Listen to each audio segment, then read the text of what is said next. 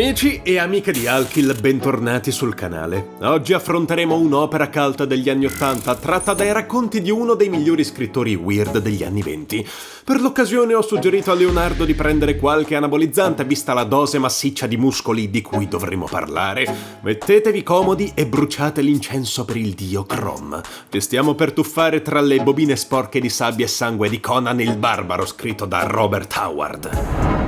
Quando si concluse la Belle Époque allo scoppio della Prima Guerra Mondiale, il mondo umano non aveva chiaro quale sarebbe stato il suo destino. Con l'euforia che solo una mente adolescente sa produrre, milioni di ragazzi imbracciarono le armi vestendo divise sfarzose e scherzando sull'uso improprio di oggetti strampalati come maschere antigas.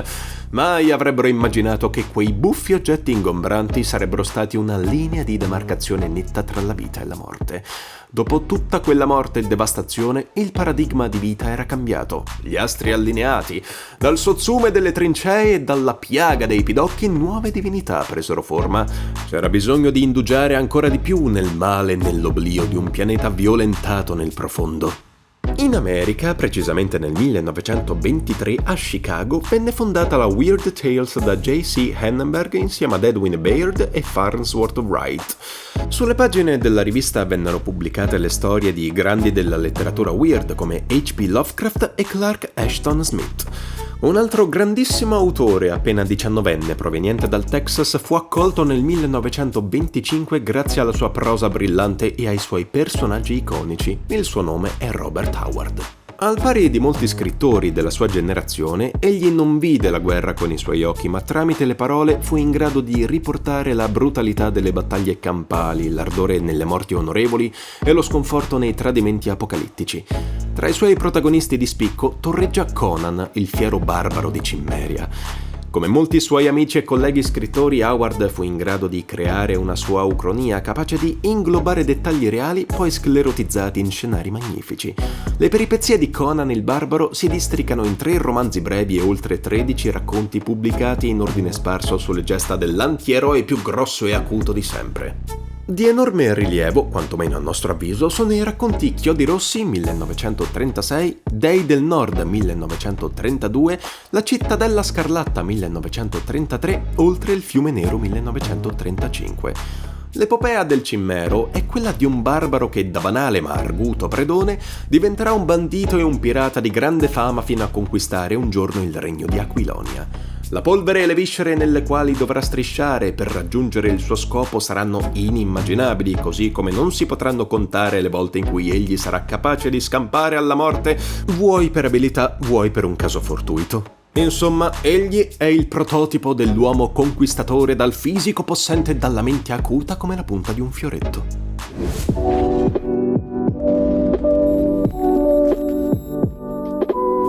Un'ultima curiosità prima di passare al vero tema di questo video, ovvero il celebre film che cerca di rappresentare a modo suo alcune tra le più eclatanti gesta compiute dal barbaro. Conan è da considerarsi la bella copia di un altro personaggio molto meno noto ma nato editorialmente prima dalla penna di Robert, ovvero Cal di Valusia. Teoricamente tra i due vi è a livello narrativo una sorta di discendenza. Anche Cal sarà un conquistatore dell'epoca pre-cataclisma, nato quando ancora Atlantide era una civiltà florida e in espansione. Nel 1997 uscì un film a lui dedicato, interpretato dal massiccio e vigoroso Kevin Sorbo, noto per aver interpretato Hercules nell'omonima serie televisiva degli anni 90. L'eredità di Howard è passata di mano in mano dando vita a storie alternative, fumetti e interpretazioni di vario genere. Quando si decise di portare il famosissimo barbaro sul grande schermo, si dovettero affrontare moltissime peripezie legate ad aspetti tecnici, economici e legali. La proposta per il film fu fatta ben 12 anni prima della sua pubblicazione ufficiale, che avvenne nel 1982. Scritto da John Milius e Oliver Stone, sì, quello Oliver Stone, il progetto non trovò nessuno disposto a investire i capitali necessari per la sua trasposizione. Il produttore dell'epoca, E.R. Pressman, fu costretto a vendere il progetto a Dino De Laurentiis, che lasciò alla figlia Raffaella il compito di proseguire in questa epopea cinematografica. Uscito finalmente nelle sale, ebbe un discreto successo, nonostante le recensioni dell'epoca si dividessero molto a causa delle scene di violenza presenti nei film. Con un budget di 20 milioni, gli incassi iniziali furono tra i 69 e i 79 milioni, per poi crescere vertiginosamente grazie alla distribuzione in DVD e videocassette che fecero schizzare a 300 i milioni ottenuti nel 2007. Sì, ci volle un po' per capire ed accettare il film, ma una cosa è sicura: sia il personaggio di Conan che il suo interprete, l'austriaco più grosso e definito di sempre, Arnold Schwarzenegger, passarono alla storia. Saranno stati quei bicipiti prorompenti o il world building creato intorno ai racconti di Howard ad aver fatto colpo sul pubblico? Poco importa, ciò che veramente ha fatto la differenza è che ancora una volta sullo schermo abbiamo visto uno schiavo diventare imperatore, un lottatore avere la meglio su bestie fameliche, il tutto ubriacandosi e lasciandosi catturare dai piaceri dell'amore. Non c'è niente di più umano e pragmatico di questo cimmero nato sulle montagne del nord. Nonostante l'abbondanza di racconti alla quale poter attingere, Conan il Barbaro risulta avere una storia tutta sua. Sia chiaro, i grossissimi riferimenti alle trame originali ci sono, così come sono evidenti le grandissime influenze da parte di altre opere sul copione finale. Da I Sette Samurai ai racconti apocrifi scritti da fan di Howard, la trama cerca di dar vita a un nuovo arco narrativo, coprendo parte dell'infanzia del protagonista fino alla sua maturità.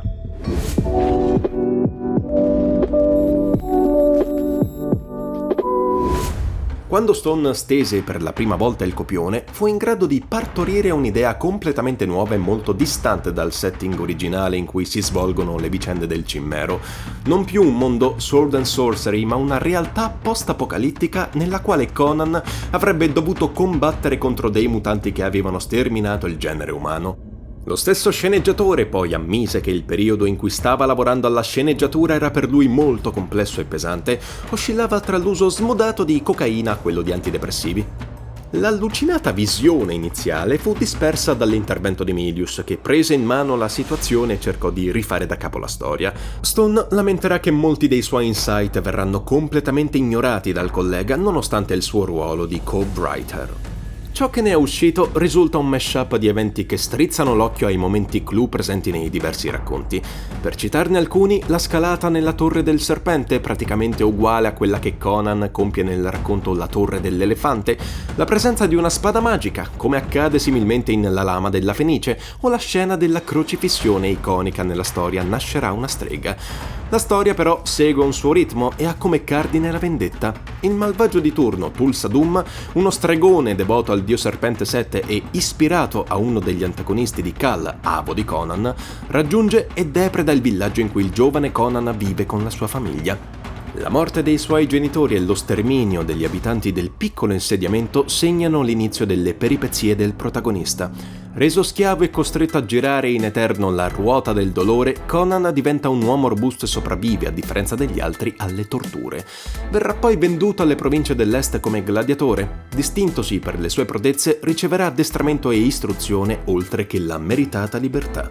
In seguito, nei suoi viaggi incapperà in un'antica rovina atlantidea, ove troverà una spada con la quale sarà destinato a cambiare le sorti del mondo e avere soddisfazione nella sua vendetta, oltre ad intraprendere un interessante affair con una profetessa liberamente ispirata alla vecchia L'Ora del Drago, la quale predirà al giovane il suo destino. Ma cos'è un viaggio nel fantastico senza amici? Valeria e Subotai, compagni fidati, saranno uno alla spalla e l'altro un supporto amoroso che non lo tradiranno mai. Dopo varie avventure, il trio sarà reclutato da Re Osric per una missione dalla grandissima importanza: recuperare sua figlia, la principessa, soggiogata da un gruppo di cultisti devoto al dio Set e guidati dal terribile Tulsa Doom. L'impeto della vendetta spinge Conan ad accettare l'impresa, anche se potenzialmente mortale. Dopo una rocambolesca ascesa nel tempio, ove vengono consumati riti indicibili, la principessa sarà tratta in salvo. Durante la fuga perdifiato dal luogo blasfemo, Valeria sarà trafitta da una freccia avvelenata dallo stesso Doom, prima fuggito sotto forma di serpente e ora ritornato all'assalto del gruppo. Spirando tra le braccia di Conan, la protagonista sussurrerà un'ultima volta il suo amore per il cimmero. Tale destino le era già stato predetto da uno stregone eremita, il quale fu in grado di salvare il barbaro attraverso un rituale magico, il cui prezzo sarebbe stato appunto la vita della ragazza.